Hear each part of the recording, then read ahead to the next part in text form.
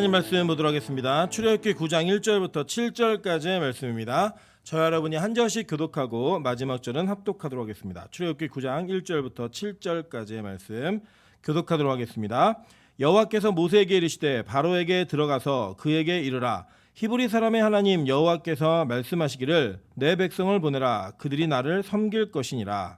내가 만일 보내기를 거절하고 억지로 잡아두면 여호와의 손이 들에 있는 내 가축 곧 말과 나귀와 낙타와 소와 양에게 더하리니 심한 돌림병이 있을 것이며 여호와가 이스라엘의 가축과 애굽의 가축을 구별하리니 이스라엘 자손에게 속한 것은 하나도 죽지 아니하리라 하셨다 하라 하시고 여호와께서 기한을 정하여 이르시되 여호와가 내일 이 땅에서 이 일을 행하리라 하시더니 이튿날에 여호와께서 이 일을 행하시니 애굽의 모든 가축은 죽었으나 이스라엘 자손의 가축은 하나도 죽지 아니한지라. 합독합니다. 바로가 사람을 보내어 본즉 이스라엘의 가축은 하나도 죽지 아니하였더라. 그러나 바로의 마음이 완강하여 백성을 보내지 아니하니라. 아멘. 우리 주변에 있는 분들에게 이렇게 한번 인사하도록 하겠습니다. 마스크를 조금만 올렸으면 어린이 같으십니다.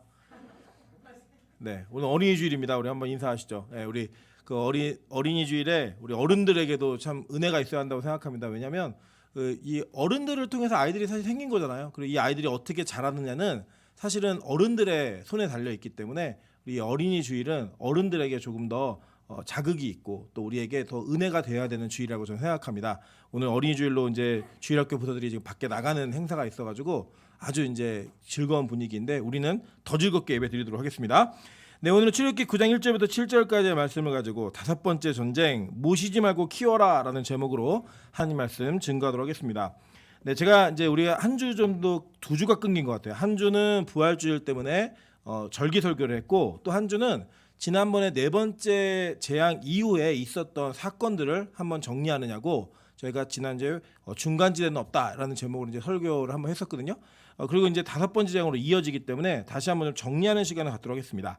이 10가지 재앙은 흔히 아는 것처럼 그냥 뭐 애굽의 이런 지변과 희한한 일들이 일어났다라고 하는 것으로 끝나는 것이 아니라 하나님께서 애굽에 살고 있었던 이스라엘 백성들에게 그들이 가지고 살던 세계관을 바꿔주는 시간이었습니다. 그래서 그들이 섬기던 신, 그 신들이 어떻게 하나님께 심판을 받고 있는가를 눈앞에서 보여줌으로 말미암아 자신들이 가지고 있던 생각이 바뀌어지고 자신이 추구했던 것들이 바뀌어지는 일들을 하나님이 직접 그곳에서 행하셨다라는 거예요. 왜냐하면 출애굽은 그들이 한 게 아니라 하나님이 이끌어내셨습니다. 그래서 출애굽을 하게 하시기 위해 하나님께서는 이스라엘 백성들을 이미 애굽에 살고 있었던 애굽인이 아닌 하나님의 백성으로 바꾸어야 했기 때문에 하나님은 그들의 삶과 생각을 바꾸시는 작업을 그 애굽의 종교를 심판하시는 걸로 시작하셨다는 겁니다. 왜냐하면 인간이 만들어낸 모든 종교는 인간의 욕망과 인간이 추구하는 것들을 다 담아내고 있기 때문에 그것이 바뀌어져야지만 진짜 하나님의 사람으로 첫걸음을 뗄 수 있어서 하나님은 그들의 사상과 생각을 바꾸시기 시작한 거라고 이 성경은 그렇게 증거하고 있다는 것입니다. 그래서 총 10가지의 재앙을 통하여 애굽이 섬기던 신들을 하나하나 그들의 보는 눈앞에서 애굽 사람도 느끼게 하시고 이스라엘 백성도 느끼게 함으로 말미암아 그 심판의 시간을 통하여 이 애굽에 살고 있었던 이스라엘 백성들이 점점 하나님의 사람으로 바뀌어져 가고 있는 장면이라고 하는 것입니다. 왜냐하면 고대 근동은 이 전쟁을 할 때 항상 다 종교 전쟁이에요. 그래서 어느 신이 강하느냐가 그 나라의 국력을 결정했습니다. 그래서 싸워서 이긴 나라의 신이 그 지배하는 그 나라의 신보다 더 강한 신이라고 아주 보편적으로 그냥 인식이 되어 있었어요. 그러니까 애굽에서 노예 생활하고 있었던 사람들은 모두 다 애굽의 신이 너무나 컸던 거예요. 그래서 그들이 430년 동안의 삶을 살면서 물론 노예로 산 기간이 약 150년 정도입니다.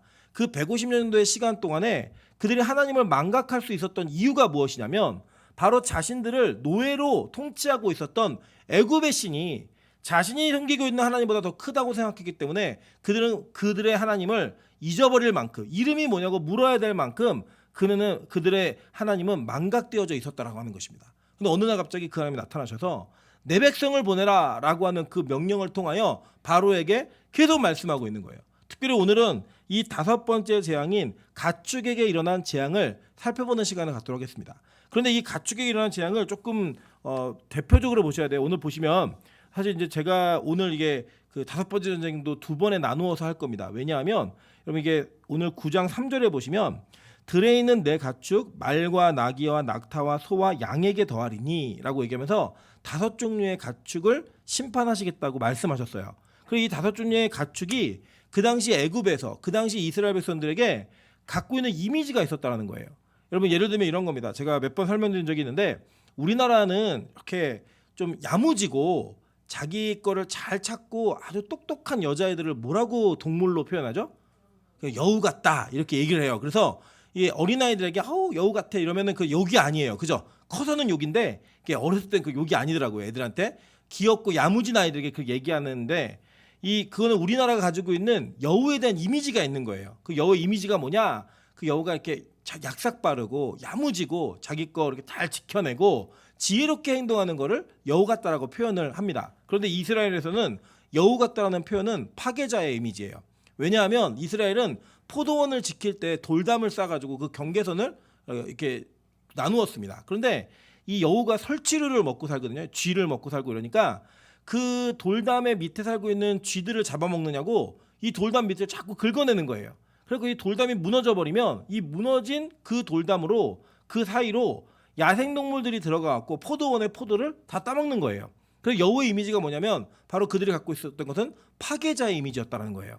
그렇듯 이 짐승 하나하나가 가지고 있는 이미지가 성경에 다 나와 있습니다. 오늘은 특별히 전체 가축이 어떤 의미가 있는 것인가를 한번 살펴보고 말하고 나귀하고 낙타까지 살펴볼 거예요. 네, 낙타까지 되려나 모르겠네요. 어쨌든 저희 아내의 핍박으로 인해 요새 제가 딱 시간 되면 딱 끊고 다음 주에 하려고 노력 많이 하고 있습니다. 그래서 하다가 뭐 끊어집니다. 어쨌든 시간에 맞춰서. 그런데 이 장면을 통해서 성경이 우리에게 말하는 게 뭐냐면 그들이 섬기고 있었던 그 가축들, 그 가축의 신들의 대표가 누구였냐? 바로 오늘 보시는 그 도표에 보시면 암소신 하토르 그리고 황소신 아피스 이 두 신, 그 소에 관련된 신이 이집트에는 굉장히 강력한 신이었다는 거예요. 그 사진 제가 보여드렸죠. 이 사진을 보시면 이 여자가 바로 하토르예요. 이 하토르는 이제 어떤 이미지가 있냐면 이 하토르는 호루스라고 하는 그 신이 있는데 여러분 지난번에 제가 나눠드린 그 영상 같은 거 보시면 호루스가 있거든요. 호루스가 이제 날아다니는 신인데 눈이 이렇게 굉장히 그 다이아몬드 같은 눈을 가지고 있는데 이 셉트하고 싸울 때 호루스 눈을 빼버려요. 눈을 빼서 숨기는데 그걸 찾아오고 막 이러는데 그 찾아올 때 많은 신들이 그 호루스하고 셉트하고 누가 진짜 참된 신이고 강한 신인가를 결정할 때 이 그 하토르만 이 호루스 편에 서 가지고 도와줍니다. 그래서 이제 모성애를 가지고 있는 아들이거든요. 그래서 나중에 결혼을 해요. 결혼해가지고 이 결혼에 애들을 낳는데 그 애들을 낳는 신화를 통하여서 지금 바로 있잖아요. 바로를 소호루스라고 불렀어요. 그래서 이 하토르는 호루스의 어머니예요. 어머니. 그러니까 이제 소호루스의 어머니죠. 그 바로의 어머니. 파라오를 기르고 이렇게 세우는 그러니까 뭐라 그러죠? 모친, 그러니까 엄마의 신. 이런 걸로 보시면 되는 거예요. 이해되시죠? 무슨 말인지. 그래서 이 신이 가지고 있었던 이미지가 이 안에 있었고 이 신들이 그 애굽의 신들은 특이한 게 동물로 얼굴이 변해요. 변하는데 이 하토르는 얼굴이 소로 변합니다. 소로 변해갖고 이 소의 신이라고 하는 이미지를 가지고 있었어요. 근데 그 소가 전체 신 중에 굉장히 높은 위치에 있었기 때문에 이 다섯 가지의 짐승을 심판하시면서 소, 즉 하토르라고 하는 최고의 신을 심판하는 장면을 통하여 전체가 다 심판당하고 있는 거예요. 대표로. 그런데 각각이 가지고 있는 이미지는 다 달랐다라는 거예요. 오늘은 이 전체를 좀 살펴보면서 한 가지를 통하여 애굽인들이 그 가축을 생각하는 이미지가 뭐였는가, 그들이 추구하는 이상이 뭐였는가, 그리고 그것을 하나님은 어떻게 싫어하시면서 이스라엘 백성들은 어떻게 이것을 사용하는가, 이것들을 보도록 할게요. 왜냐하면 잘 보시면 4절 보세요. 여호와가 이스라엘의 가축과 애굽의 가축을 어떻게 하신대요? 구별하리니 라고 얘기했어요. 그죠? 구별하신다고 했어요. 그러니까 같은 가축인데 애굽 사람들이 사용하는 가축의 이미지와 이 이스라엘 백성들이 사용하는 가축의 이미지가 달랐다라는 거예요. 구별했다는 거야. 아예. 그 구별을 통하여서 우리는 이러한 이 세상에 이런 가축들로 모델이 되어지고 대표가 되어지는 세상에 주어진 힘과 능력을 어떻게 사용해야 될 것인지 이런 것들을 한번 살펴보는 시간을 갖도록 하겠습니다. 먼저는 첫 번째로는 1절에 보시면 여호와께서 모세에게 바로에게로 들어가라라고 얘기합니다. 여러분 이게 참 껄끄럽고 어려운 일인데 이런 거예요. 지금 가가지고 하라는 얘기가 뭐냐면 5번째 내 백성을 보내라라는 얘기를 하라는 거예요. 지금 이 바로하고 모세 사이에는 어떠한 갈등이 있는 거냐면 이 백성이 누구 백성인가예요. 바로는 누구 백성이에요? 자기 노예예요. 예, 무상으로 노동력을 제공하고 있는 자기 노예라고요. 그런데 어느 날 갑자기 이 노예 대표가 오더니 우리는 네 백성이 아니라 하나님의 백성이라는 거예요. 그리고 이 하나님의 백성을 내보내라고 얘기할 때 이 백성이 누구의 백성인가라는 갈등의 문제가 계속 일어나고 있는 겁니다. 근데 하나님은 이 갈등을 한 번에 끝내주시면 좋잖아요. 근데 안 끝내주시고 지금 앞으로 몇 번이 더 남았어요?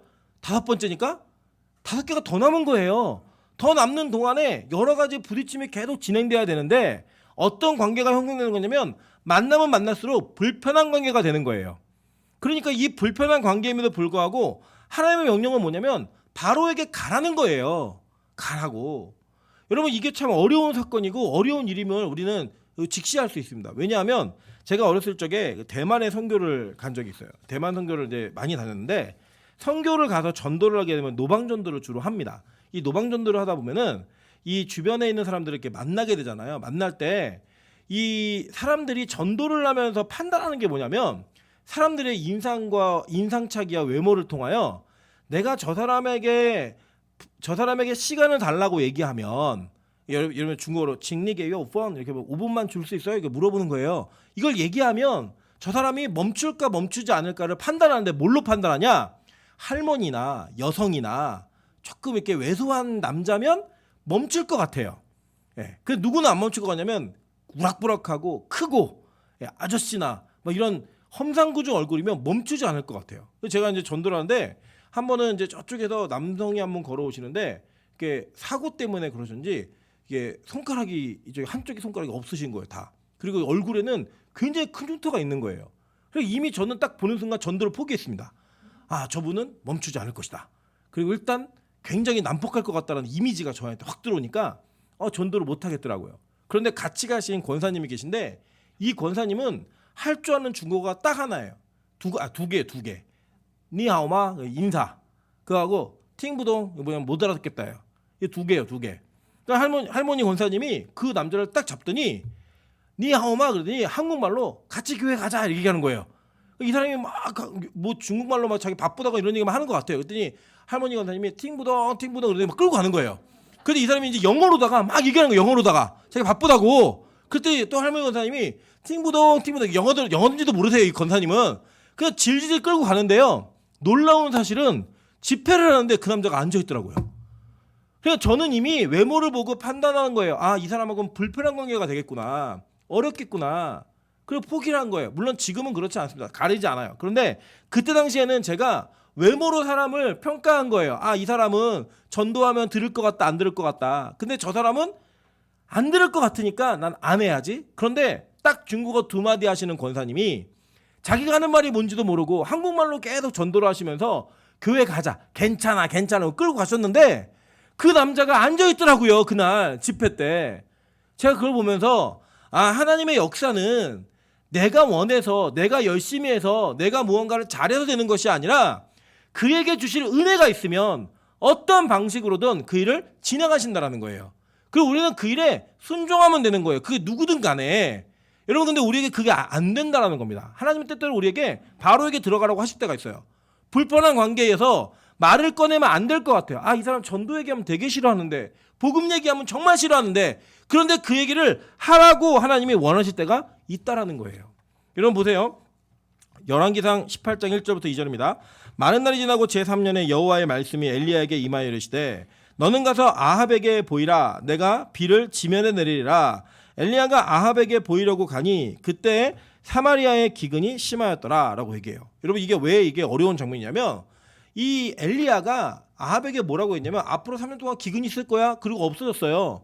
이 아합이 전국 방방곳곳을 뒤지면서 엘리야가 어딨나 이게 눈에 쌍심지를 켜고 찾아내는 시기예요. 근데 하나님이 갑자기 엘리야에게 야 너는 이제 가서 아합에게 네 몸을 보이라는 거예요. 여러분 상대가 지금 어떤 상태예요? 독이 오를 대로 오른 상태라고요. 그런데 하나님은 그에게 가서 말하라는 거예요. 하나님의 말씀을. 심지어는요. 나중에 가시면 이 열왕기 하의 뒷부분에 가시면 20장이에요. 상 20장 21장 가시면 원래 이게 엘리야가 도망가거든요. 이세벨 무서워가지고 도망갔다가 다시 와가지고 하나님이 가서 얘기하래요. 뭐라고 얘기냐면 아합의 시체를 개들이 뜯어먹을 거고 이세벨도 너도 다 개가 뜯어먹어서 흔적들이 사라질 거야. 이 얘기 하라는 거예요. 그리고 얼마나 있는 사람들이거나 가까운 사람들에게 불편한 얘기를 해야 될 때가 있어요. 근데 그 불편한 이야기가 우리 인간관계를 먼저 생각을 하면 참 그게 어려워요. 아, 이걸 해야 되나 말아야 되나. 그런데 그 일을 하나님이 원하신다 그러면 때때로는 우리가 강행해야 될 때가 있다라는 겁니다. 오늘도 우리 일부 예배 때 우리 요새 많이 이름이 나오고 있는 곽소진 자매가 예배를 왔어요. 원래 이제 곽소진 자매가 지난주 금요일 날 예배를 와서 뭐라고 얘기했냐면 목사님 9월까지 이 예배가 마지막입니다. 9월 달까지 제가 열심히 일을 하고 9월에 그 지방에 있는 살림을 다 정리해서 9월에 올라오겠습니다. 라고 얘기를 하고 내려갔어요. 이제 그래서 9월에 보겠구나 이렇게 생각을 했는데 이 주말에 토요일 날 그 다음 날 어떤 일이 벌어졌냐면 가가지고 같이 사는 애들한테 나는 너네랑 못 살겠다. 서울에 올라가야겠다. 그래갖고 이제 짐을 싸고 나오니까 애들이 잡은 거예요. 너 월세 올해 1년 거 안 내면 짐 안 내보낼 거야. 그래서 이제 돈이 없으니까 그냥 짐 니네 가져와. 그래 짐 버리고 왔어요.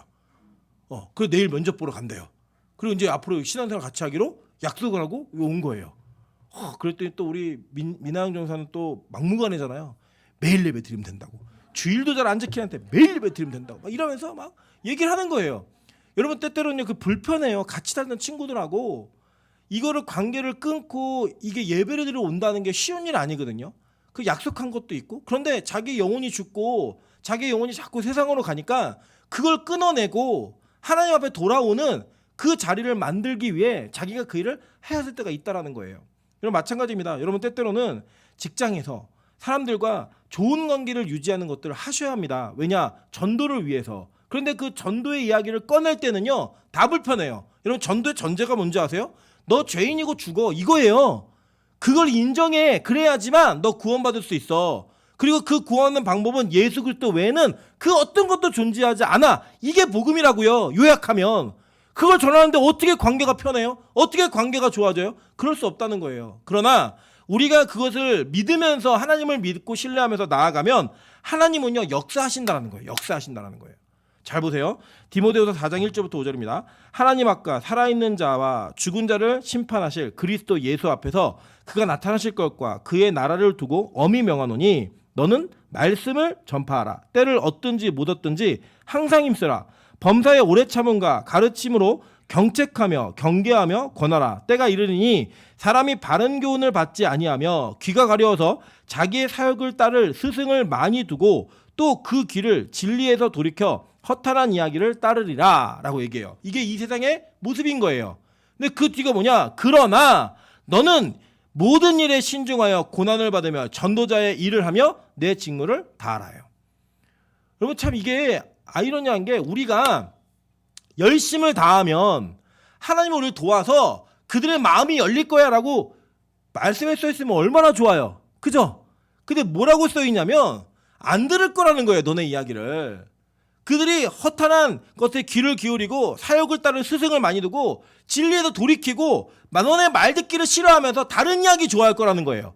그런데 내용이 뭐냐면 그러나 너는 모든 일에 신중하여 고난을 받으며 고난받는 거래 그 전하는 게 그리고 뭐래요? 전도자의 일을 하며 내 직무를 다하라. 그게 네 일이라는 거예요.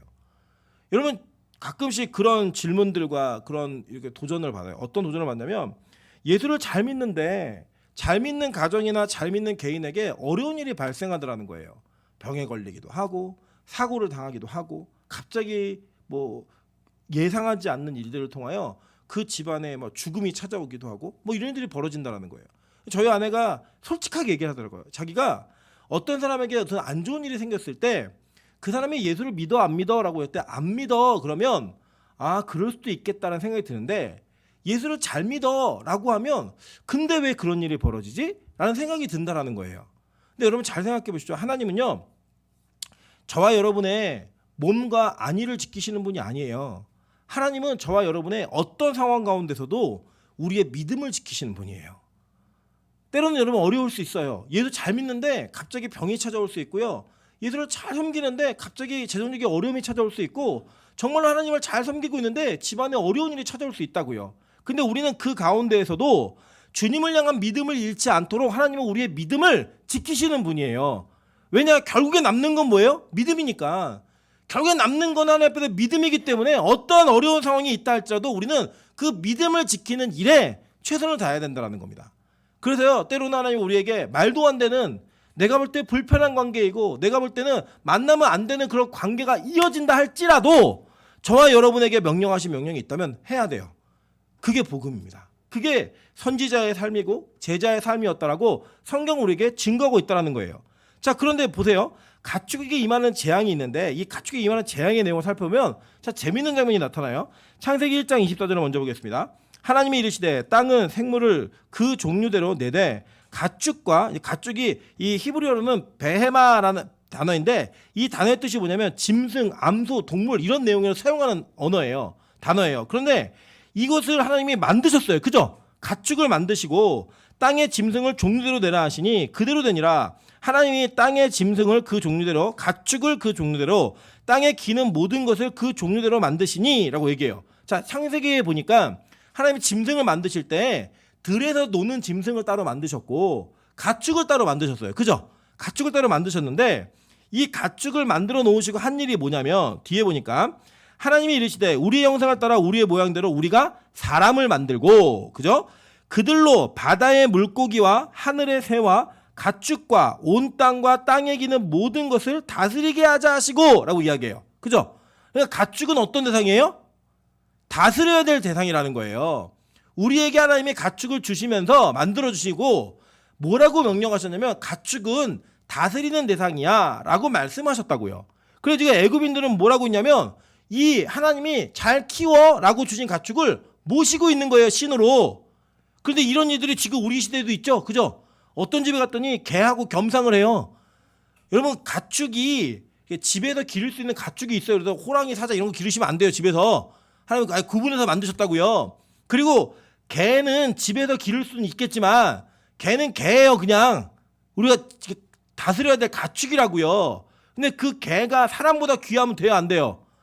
안 된다고요, 여러분. 아무리 개를 사랑해도 이 강아지가 여러분의 생명보다 귀하면 안 되고, 여러분, 그래서 요새 어떤 교단에서는 이 개를 위한 장례도 치러주고요, 예배도 드려줘요. 말이 돼요, 이게? 이거 성경의 창조 원리를 철저하게 위배하고 있는 거예요. 여러분, 개는요 모실 대상이 아니에요. 키워야 될 대상이라고요. 이 가축의 한계가 분명히 있어요.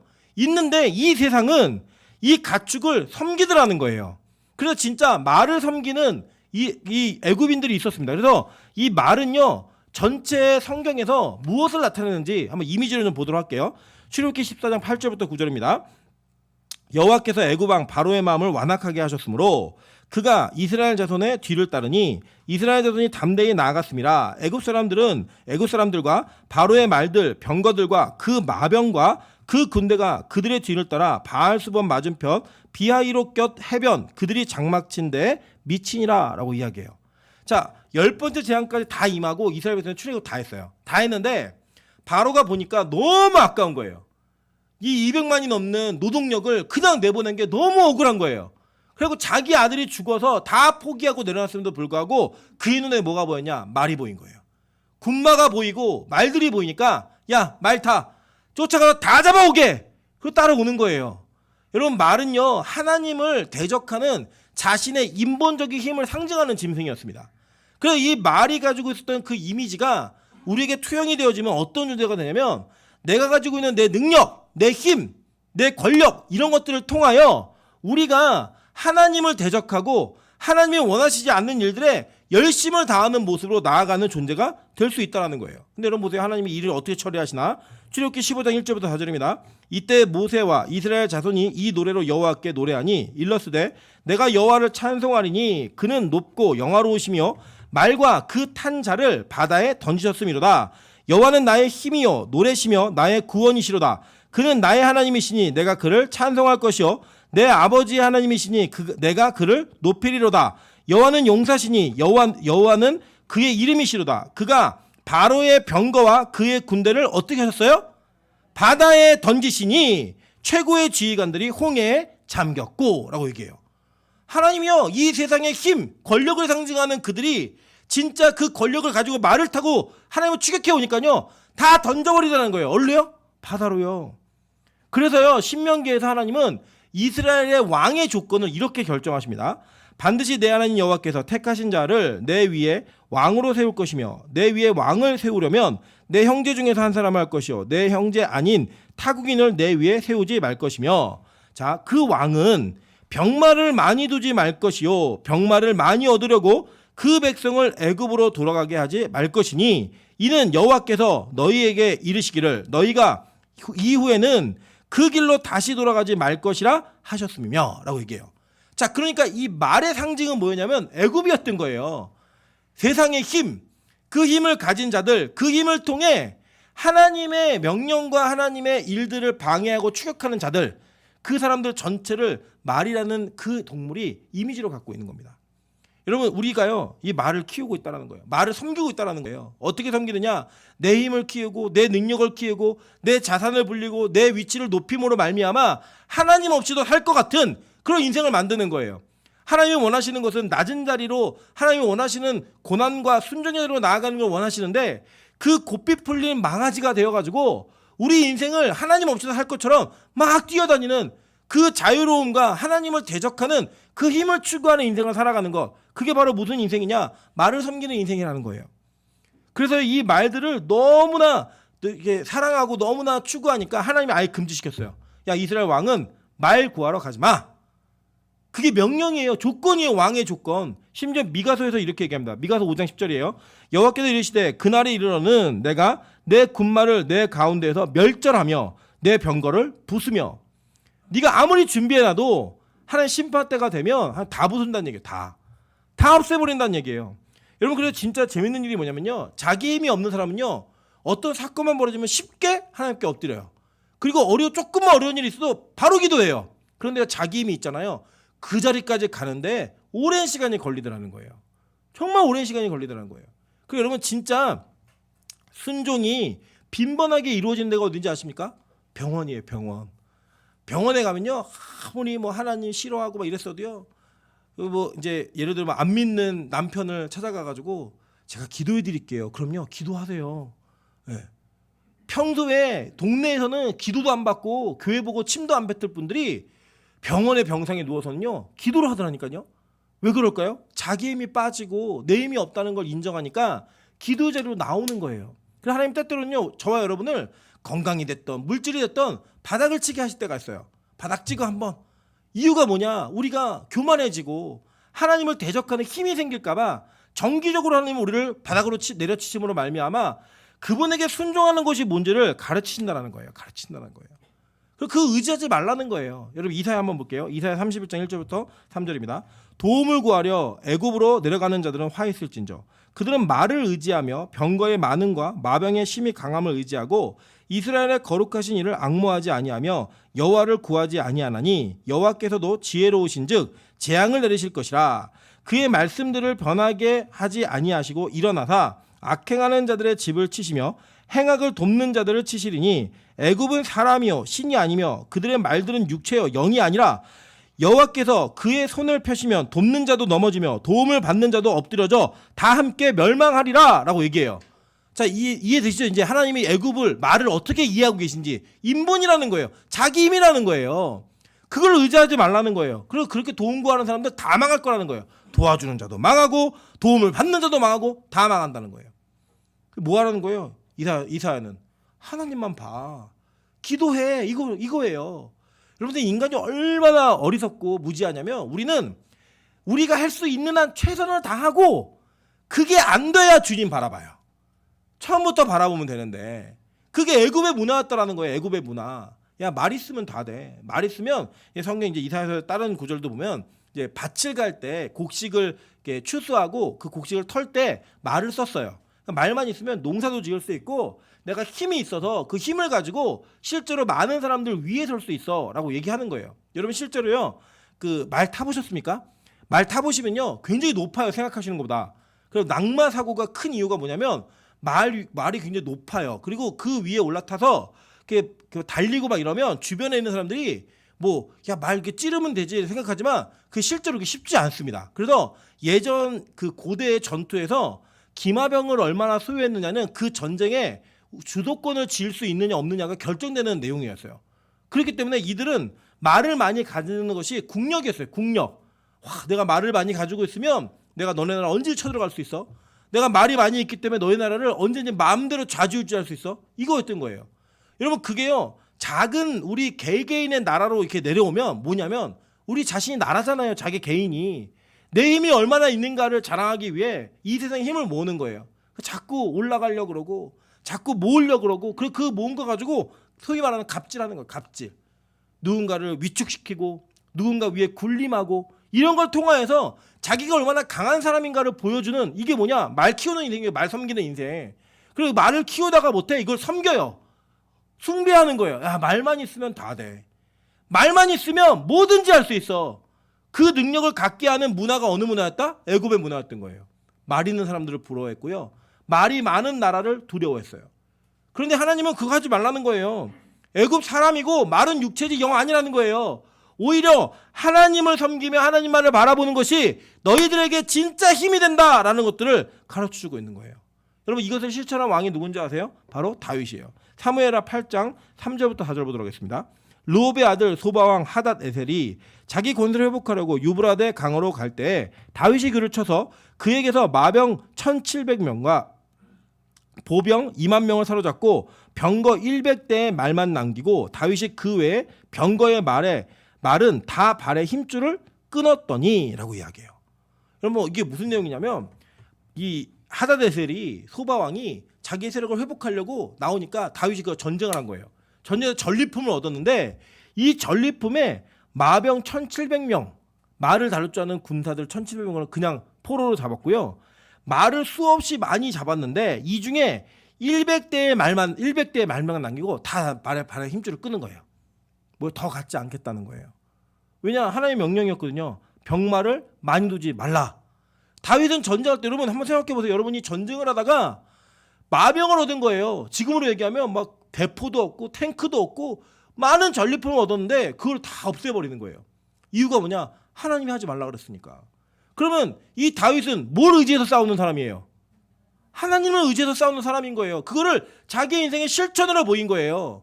여러분 우리가 아무것도 없을 때는요. 여러분 말 많이 두지 마세요. 그러면 아멘 할 수 있어요. 그런데 진짜 그 말이 여러분의 눈앞에 놓여졌을 때 진짜 그걸 포기할 수 있을까요? 진짜 그 말에 발목을 끊을 수 있을까요? 그게 믿음이라고요. 성경은 그 왕이 진짜 왕이라고 얘기하는 거예요. 근데 보세요. 타락한 왕이었던 솔로몬은 어땠나? 왕상 10장 26절부터 28절입니다. 솔로몬이 병거와 마병을 모음해 병거가 1400대요. 마병이 12000이라 병거 성에도 두고 예루살렘 왕에게도 두었으며 왕이 예루살렘에서 은을 돌같이 흔하게 하고 백향목을 평지에 뽕나무같이 많게 하였더라. 솔로몬의 말들은 애굽에서 들여왔으니 왕의 상인들이 값주고 산 것이며 라고 얘기해요. 아시겠죠? 왜 솔로몬이 타락한 왕이 되었는지 이미 그에게 조짐이 있었다는 거예요. 그 솔로몬은 실제로 우리가 객관적인 전력으로 봤을 때 다윗보다 더 큰 왕국을 이루었고요. 다윗보다 더 큰 국력을 가졌어요. 그 힘을 갖고 있었던 그 솔로몬에게 있었던 힘이 뭐였냐면 힘의 원천이 뭐였냐면 애굽으로부터 들여온 말들이에요. 이 말들을 통하여 자기의 군대를 자꾸 많이 만든 거예요.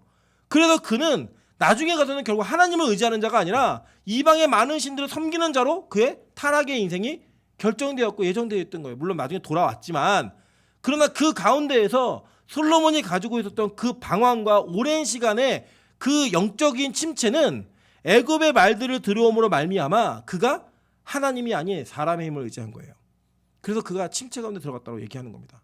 여러분 보니까요. 저도 그런 것 같아요.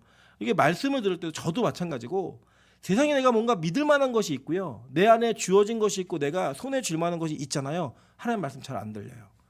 무릎 꿇고 기도하는 게 너무나 힘들고 그게 지루해 보여요. 그런데 여러분 절대절명의 사건들 내 힘으로 해결할 수 없는 일이 벌어지잖아요. 그럼요. 말씀이 그렇게 명확하게 들릴 수가 없어요. 기도를 하는데도요. 아무리 힘들고 어려워도요. 기도의 자리에 앉아있게 돼 있어요. 왜냐? 그 기도로 하여금 하나님이 하나님을 의지하는 법을 가르치시는 거기 때문에 그래요. 그래서 어려운 일을 당하신 분들요, 내가 저주받은 인생인가, 내가 슬픈 인생인가, 뭘 잘못했나, 그게 아니라 하나님이 저와 여러분을 기도의 자리로 이끄시기 위해 그 모든 사건을 벌리더라는 거예요.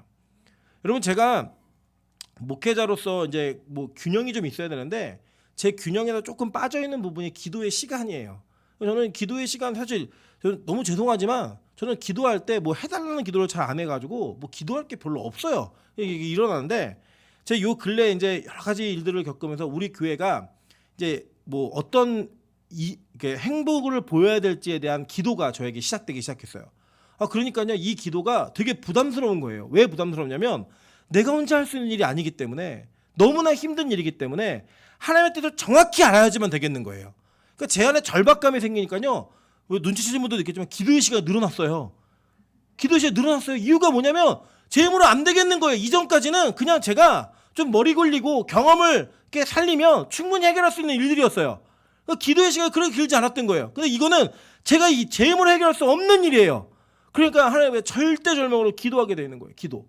제가 오죽하면 꿈에서도 기도를 하더니까요. 하나님, 어떻게 해야 돼요? 알려주세요. 여러분, 그게 우리 인간의 모습인 거예요. 인간의 모습. 그래, 때때로는요, 하나님이 저 여러분에게 깊은 기도를 요구하실 때는 여러분의 힘으로 해결할 수 없는 일들을 주실 때가 있다고요. 그때 우리가 해야 되는 게 뭐냐? 기도하는 거예요. 하나님께 엎드리는 거예요. 그분만 의지하는 거예요. 그거를 보고 싶으신 거예요. 그거를. 여러분, 우리 오늘 어린이 주일이잖아요. 아이들이 예수님께, 아까 우리 승관 선생님 기도하셨는데 예수님께 안 계셨을 때 예수님 너무 좋아하셨잖아요. 그 왜 좋아하셨냐면 아이들은 뭔가 문제가 생기면 그 문제 속에 바라보는 사람이 딱 하나 부모예요. 저희 둘째도 굉장히 사람들 잘 가는 아이인데 제가 잠이 오기 시작하면요, 무조건 엄마 아빠가 있어야 돼요. 네, 잠이 오기 시작하면. 찬수는 저한테 잘 안 와요. 잘 안 오는데 다치면, 아프면 무조건 아빠예요. 그래서 저는 가끔 그때 기분이 좋아요. 자도 다쳤으면 좋겠다는 얘기는 아니에요. 근데 다쳐서 다치면 어떤 사람도 의미 없어요. 뭐 평소에는 자기 뭐 큰엄마랑 놀 거야, 뭐 찬 사람 많아요. 근데 딱 아프면 자기가 이게 감당할 수 없는 고통이 자기에게 오면 찾는 사람이 아빠예요. 엄마예요. 그것이 우리에게 인간 사회에서도, 인간의 관계 속에서 일어나는 일들이라면, 저와 하나님 사이에서 이런 일이 벌어지기 위해서 우리에게 어려운 일이 생겼을 때는 그건 뭐냐? 하나님과 우리의 친밀도가 높아지는 거예요. 저는 우리 교회가 그런 교회가 되기를 소망합니다. 말이 없는 교회가 되어야 되는 거예요. 이 말이 아니고 지금 성경에서 말한 말이요. 그 말들이 사라진 교회가 되어야 되는 거예요. 근데 애굽은 어땠냐? 이 말을 섬겼던 거예요. 이 말을 모셨던 거예요. 그러니까요, 하나님은 원래 가축은 어떻게 하라 그랬어요? 키우라고 했다고요. 키우는 건 왜 키워요? 돼지 왜 키워요? 먹으려고. 말은 왜 키워요? 타려고. 그죠? 사용하려고 그러는 거예요. 근데 말을 섬기면, 그 말을 우상시하면 저와 여러분의 인생에 하나님이 아닌 다른 것들을 의지하는 우상, 가증한 것이 된다니까요. 그래서 여러분, 말 자체가 나쁜 게 아니에요. 소가 나쁜 게 아니라고요. 짐승들이 나쁜 게 아니에요. 누가 나쁜 거냐? 그걸 섬기는 우리가 나쁜 거예요. 돈이요? 돈이 왜 나빠요? 돈이 잘 사용하면 얼마나 좋은 건데요. 근데 그 돈을 섬기니까 잘못된 거라고요. 그래서 저와 여러분의 인생에 갖춰야 될 것들 갖추세요. 뭐 학력이건 학벌이건 그거 있으면 좋아요. 없는 것보다 훨씬 나아요. 그런데 그게 우상숭배처럼 섬기는 데 생겨서 안 된다는 거예요. 말을 키우시는 저 여러분 되시기를 주님으로 축원합니다. 가축을 정복하시고 다스리시는 우리 빛가서 공개 성도 되시기를 주님으로 축원합니다. 두 번째는 뭐냐? 낙이에요. 낙이. 여러분, 이 낙이가 이제 성경에 보면, 우리 3절에 보면 첫 번째는 말이었고 두 번째는 낙입니다. 여러분, 이 낙이가요, 성경에서는 굉장히 익숙한데 여러분이 잘 모르고 계세요. 왜냐? 사실 이스라엘은 이 말은 별로 소용이 없어요. 왜냐하면 말은 발목이 좀 약해요. 그래서 이런 산지나 높은 곳에 돌이 많거나 비포장지를 다니면 말은 쉽게 다리가 부러집니다. 근데 나귀는요, 이 발목이 너무 강해요. 그래갖고 실제 이스라엘에서 사용하던 이 첫 번째 교통수단의 가축은 나귀였어요. 나귀. 근데 이 나귀, 여러분 이제 아시는 게 뭐냐면, 보통 예수님 말구유에서 태어났다고 하잖아요. 그 말구유 아니에요. 나귀구유예요. 이스라엘은 말을 키우지 않아요. 나귀를 키웠어요. 집집마다. 나귀구유에서 태어나셨는데, 이 나귀구, 여러분이 알고 있는 아주 익숙한 단어 중에 하나가 뭐냐면, 그 성경에서 측량을 할 때 호멜이라는 단위를 써요. 이 호멜이 뭐냐면 우리 지금 1마력, 2마력, 뭐 자동차가 220마력이다. 그거 뭐냐면 말 220마리가 끄는 힘이다. 이런 표현이거든요. 근데 이 1호멜이면 낙이 하나가 지을 수 있는 짐이에요. 약 220리터 정도 되는데 1호멜, 2호멜 그러면 두 마리의 나귀가 질 수 있는 짐, 이 정도의 개념으로 단위가 사용될 만큼 나귀가 굉장히 익숙한 동물이었어요. 그래서 실제로 이 나귀가 성경에 어디 제일 먼저 나오냐면 창세기 12장 16절이에요. 이에 바로가 그로 말미암아 아브라함을 후대함으로 아브라함이 양과 소와 노비와 암수 나귀와 낙타를 얻었더라라고 얘기해요. 그러니까 이미 애굽에 뭐가 있었어요? 나귀가 있었어요. 그래서 애굽 왕이었던 바로가 아브라함에게 이 나귀를 선물로 주었습니다. 이 나귀는 하모르라는 나귀인데 당나귀예요, 당나귀. 근데 이 당나귀인 나귀가 또 들나귀가 되면요, 이게 어떤 이미지로 바뀌냐면 창세기 16장 12절이에요. 그가 사람 중에 들나귀 같이 되리니 그의 손이 모든 사람을 치겠고 모든 사람의 손이 그를 칠지며 그가 모든 형제와 대항해서 살리라 하니라라고 얘기해요. 그래서 이 들나귀 같은 사람들의 이미지를 성경은 뭐라고 표현하고 있는지 한번 보도록 할게요. 욥기 11장 12절입니다. 허망한 사람은 지각이 없나니 그의 출생함이 들나귀 새끼 같으니라라고 얘기합니다. 출애굽기 요 내용까지 좀 볼게요. 자, 이게 보시면 이런 거예요. 나귀는 성경에서는 뭘 상징하는 거냐면 고집, 순종 이거예요. 근데 이게 왜 이게 이미지가 전혀 다른 이미지인데 왜 한 곳에 붙어 있냐? 이게 뭐냐면 제가 이제 어떤 집사에게 이런 얘기했어요. 야, 지금은 네 남편이 믿음이 약해 보이지만 네 남편이 진짜 예수님 믿으면 너보다 더 잘 믿을 사람이야. 그게 맞대요. 왜냐? 안 믿는데 소신이 있는 사람이에요. 고집이 얼마나 세겠어요. 네. 안 믿는데 소신이 있어요. 근데 그 소신이 예수로 바뀌면 어떤 일이 벌어지겠어요? 믿는데 소신이 있는 거예요. 그러니까 이 나귀가 가지고 있는 이미지가 이게 순종이냐 고집이냐 이게 두 가지가 다 담겨 있는 거예요, 이 안에. 그래서 이 나귀가 들나귀가 되면 어떤 이미지가 되냐면 막 사람들 막 치고 자기 마음대로 막 할 말 다 하고 막 문제 일으키는 그런 존재가 돼요. 그런데 이게 순종이 되면 어떤 존재가 되냐? 성경 출애굽기는 이렇게 얘기합니다. 출애굽기 4장 20절이에요. 모세가 그의 아내와 아들들을 나귀에 태우고 애굽으로 돌아가는데 모세가 하나님의 지팡이를 손에 잡았더라라고 얘기해요. 자, 이 전까지 모세가 뭐 했어요? 출애굽기 3장에 가라! 못 갑니다. 가라고! 못 간다고요. 가라고. 아, 나 이래서 못 가고 이래서 못 가고 이래서 못 가요. 이거 3장 아니에요, 그죠? 그 하나님이 결국엔 나중에 열받아갖고 노를 바라시니까 알았어요, 갈게요. 가는 거예요. 근데 뭘 타고 가요? 순종의 상징인 나귀를 타고 가는 거예요. 그래서 이때부터 모세가 변해요, 안 변해요? 안 변하는 거예요, 안 변하는 거예요. 여러분, 그런데요, 이 애굽의 사람들은 이 나귀를 자신들이 가지고 있는 자산에서 굉장히 중요한 가치로 여겼다라는 거예요. 이 중요한 가치로 여기면서 그들은 자신의 소신대로 이 땅을 추구하고 이 땅을 섬기며 사는 존재들이었어요. 그랬던 존재들을 하나님이 꺾으셔서 이제는 하나님의 사람을 바꾸시는 거예요. 여러분, 저와 여러분의 인생에요, 우리 말도 안 되는 고집들이 있어요. 나는 예배 일주일에 한 번밖에 안 드려. 난 그거 이상 절대 못 드려. 이런 소신, 그죠? 나는 헌금은 5,000원 이상 절대 못 돼. 어떻게 5,000원 이상을? 이런 소신 있는 분들이 있으시더라고요. 네. 1년에 나는 교회는 딱 2번 간다. 부활절하고 크리스마스. 그 소신을요 철저하게 지키시는 분들이 있어요. 여러분, 근데 그 고집이요 하나님으로 바뀌지 않으면요 그 고집이 여러분 망하게 합니다. 진짜 망하게 합니다. 그래서 우리는 그걸 버리고 내려놔야 될 필요성이 있다라는 거예요. 성경은 이 낙이라는 짐승을 이 심판받는 재앙의 대상으로 등장시킴으로 말미암아 우리 그 애굽의 바로가 얼마나 고집이 있는지, 여기 고집이 있어요. 바로가요 계속 고집이 뭐냐면 완고해져서 완악해져서, 옛날 성경에 강팍해져서, 강팍이 아니고 강팍이에요. 팍. 예. 강팍해져가지고 그의 인생을 고집으로 사는 인생이에요. 바로와 같은 모습이었던 거예요. 근데 모세는 어땠어요? 꺾이잖아요. 순복하잖아요. 여러분, 모세도요 일관성 있는 고집이 있는 사람이었습니다. 그가 자기의 고집과 열심을 가지고 막 사람을 죽이고 아무데나 참견해갖고 막 자기 마음대로 뜻을 세워야 되고, 여러분 40년 동안 처가살이 하는 건 웬만한 고집 가지고는 못합니다. 내 들어와서 못한다 이러고 나왔으면 진작 나왔죠. 40년 동안 아무 말 없이 장인의 양을 치면서 그의 인생 전체를 보냈던 사람이에요. 자기 그렇게 끝날 거라고 각오했던 사람이에요. 근데 그가요 하나님 앞에 꺾이니까 하나님의 사람으로 사용받는 거예요.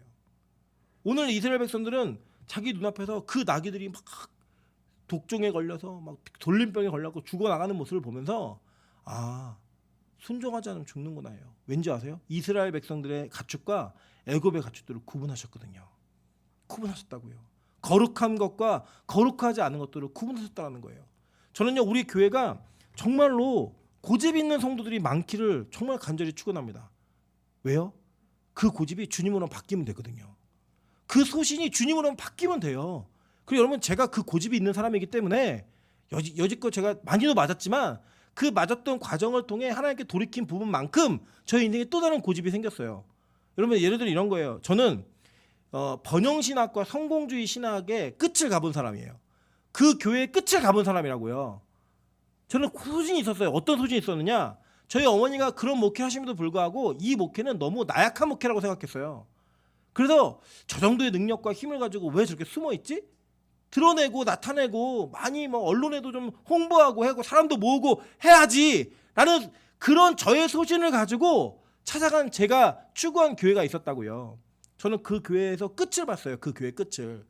제가 그 끝에 하나님께 엄청 두들겨 맞으면서 결정하고 소신한 게 뭐냐면 저는요 제 인생이 끝나는 순간까지 제 목회는 그 방향으로 못 갑니다. 안 가요.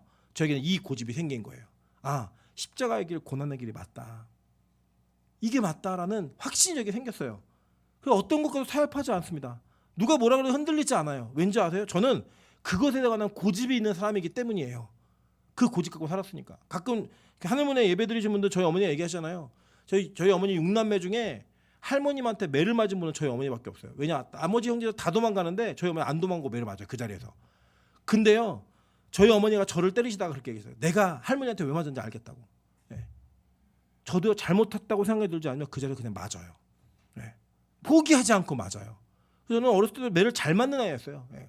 한 번은 제 중학교 때인데 선생님이 점심시간에 나가 놀지 말라는 거예요. 이유가 뭐냐? 우리 반 성적이 꼴찌했다고. 나가 놀지 말래요. 제가 꼴찌한 거 아닌데 꼴찌에 또 나가 놀지 말래요. 저는요 그게 이해가 안 되는 거예요. 왜? 점심시간은 자유시간인데 나가 놀았어요. 나가 놀았더니 선생님이 당구 큐대를 가지고 다 책 칠판 붙들고 서 있으라는 거예요. 그 몇 대 맞을 거냐고 물으시더라고 저한테. 그 제가 뭐라고 그랬어요. 때리고 싶은 대로 때리시라고. 선생님 열 받겠어요? 안 받겠어요? 너 잘 걸렸어. 그래갖고 그때부터 이 그 당구 큐대로다가 매를 맞는데 뒷부분 갖고 매를 맞는데 제가요 한 번이라도 아픈 척을 하면 진 것 같은 거예요. 자존심 상해갖고. 제가 그제서 갖고 50대를 맞았어요. 집에 왔는데 바지가 안 벗어져요. 이유가 뭐냐면 터져가지고 피가 다 굳어가지고 바지랑 붙었어요. 제가 그런 인간이에요. 여러분 그러니까 하나님이 저 고치시냐고 얼마나 힘드셨겠어요. 하나님이요 그런 저의 인생을 바꾸셔가지고 그래도 매일 예배를 드리는 인생으로 제가 말씀드렸잖아요. 저 매일 예배 싫어하고 도망간 사람이니까 하나님한테 매일 예배 드리는 게 너무 싫어가지고 도망갔던 인간이에요. 그 도망간 제가 그 짓을 하고 있어요 지금. 하나님이 저를 그렇게 바꾸셔가지고 여러분 저와 여러분의 인생에 하나님께서 그렇게 바꾸시는 일들이 저 있어야 된다고 믿어요. 저 여러분의 인생에 하나님이 고집이 진짜 세신 분도 있잖아요. 걱정하지 마세요. 하나님이요 바꾸실 거예요. 어떻게 해요? 하나님 원하시는 방향으로. 그리고 우리 교회가 헌신과 희생과 이 고집을 가지면요 밖에 나가셔도 돼요. 사회에 막 들어가셔도 돼요. 이유가 뭐냐? 안 변할 거니까. 고집 갖고 들어갈 수 있으니까. 그래서요 순종의 사람이 되는 거예요. 온전한 순종의 사람. 그래서 모세가 지금 나귀 타고 들어가는 거예요 거기를. 여러분 저는 여러분이 진짜 순종의 나귀가 되시기를 주님으로 축원합니다. 보세요. 이 나귀가 어떻게 또 쓰나? 마태복음 21장 1절부터 5절이에요. 그들이 예루살렘에 가까이 가서 감난산 벳박에 이르렀을 때 예수께서 두 제자를 보내시며 이르시되 너희는 맞은편 마을로 가라. 그리하면 곧 매인 나귀와 나귀 새끼가 함께 있는 것을 보리니 풀어 내게로 끌고 오라. 만일 누가 무슨 말을 하거든 주가 쓰시겠다 하라. 그리하면 즉시 보내리라 하시니 이는 선지자를 통하여 하신 말씀을 이루려 하심이라. 일러스되 시온 딸에게 이르기를 내 왕이 내게 임하나니 그는 겸손하여 나귀 곧 멍에 매는 짐승의 새끼를 탓도다 하였느니라 라고 얘기해요. 그리고 이 나귀가 순종의 상징으로 바뀌니까 십자가를 지고 가는 예수님이 타고 들어가는 동물이 되는 거예요. 짐승이. 그죠? 여러분 그게 뭐예요? 나귀는요 섬길 대상이 아니에요. 모실 대상이 아니라고요. 키울 대상이에요. 왜요? 순종을 위해. 그걸 타고 주님이 원하시는 자리로 가기 위해. 그 자리가 어디였어요? 십자가의 자리였다고요. 예수님 마지막 입성하실 때 이 나귀를 타고 들어가시면서 하나님이 선택한 왕이 됩니다. 이 땅이 추구하는 말을 탄 왕이 아니에요. 여러분 예수님이 그렇게 입성하시기 몇 년 전 빌라도가 백마를 타고 입성했어요. 왜냐? 로마에는 어떤 관례가 있냐면 총독은요 백마를 타고 자기 임지로 부임을 해요. 상징에서 권력의 상징, 힘의 상징. 그 권력의 상징이었던 백마를 타고 입성했던 수년 전에 입성했던 빌라도 뒤를 따라 예수님께서 나귀를 타고 입성하시는 거예요. 하나님의 사람이 되어서 하나님이 원하시는 그 자리에 순종의 자리로 나아가시는 거예요. 저는 우리 빛과 소금이 그렇게 나귀를 키우는 인생 되시기를 주님의 이름으로 축원합니다. 와, 낙타를 하면 시간이 또 넘어갈 것 같으니까요. 다음 주에 낙타 키우시죠. 예. 오늘은 나귀까지만 키우시고요. 여러분 저는 이렇게 생각합니다. 우리가 우리 인생을 살면서요. 하나님은 눈에 보이지 않아요. 근데 애굽이 섬겼던 신들은 다 눈에 보이는 신들이에요. 너무 실감이 나요. 체감이 되는 거예요. 여러분 주님께서 하늘에 보화를 쌓아라 그러면 여러분 실감 안 나세요. 근데 여러분 통장에 찍히는 잔액은요 실감이 돼요. 그래서 우리는 그 통장의 잔액을 더 사랑하고 추구할 수밖에 없는 아주 불리한 환경 속에 있어요. 그런데 그 불리한 환경 속에서 여러분이 만약에 진짜 하나님의 보화를 꿈꿀 수 있고 여러분이 이 세상의 가축을 모시는 게 아니라 이 세상의 가축을 키우며 다스릴 수 있다면 그건 진짜 믿음이에요. 그 하나님 저와 여러분에게 이런 환경 허락하신 것 같아요. 여러분 저는 우리 빛과 소금이가 진짜 믿음 갖는 교회 되기를 소망합니다. 이 세상과는 전혀 다른 믿음의 소유자가 되기를 간절히 축원합니다. 왜냐하면 이 땅의 방법과 원리대로 살아가는 건 너무나 지극히 당연해요. 그런데 그 지극히 당연한 원리 속에서 진짜 하나님이 원하시는 것을 따라 사는 자들이 하나님의 제자들이고 하나님의 백성인 거예요. 내 백성을 보내라 할 때 나갈 자격이 있는 자들이 누구냐? 바로 이 겸손과 순종의 나귀를 타는 자들, 말을 키우는 자들이 아니라 말을 섬기는 자들이 아니라 말을 키우는 자들, 이 사람들이 나갈 수 있었던 거예요. 저 여러분은 그렇게 사셨으면 좋겠습니다. 하나님 주님이 이 땅에 오셔서 야, 그 땅에서 나와라 라고 요청하실 때 주님 너무 아까워요. 너무 아까운 게 많아요. 나 못 가겠어요가 아니라 그래요. 그것들 버릴 수 있어요. 우리 그 믿음으로 버린 거 아니지만 우리 소진자매가 자기가 가지고 있는 짐들을 안 꺼내주니까 안 내주니까 그래 니네 가져. 그 나온 것처럼 우리 그렇게 이 땅을 떠나셔야 되는 분들이에요. 그래서 여러분 이 땅에다가 너무 많은 미련과 이 땅을 섬기는 대상들 자꾸 만들지 마세요. 떠날 때 힘들어요. 그렇게 가뿐하게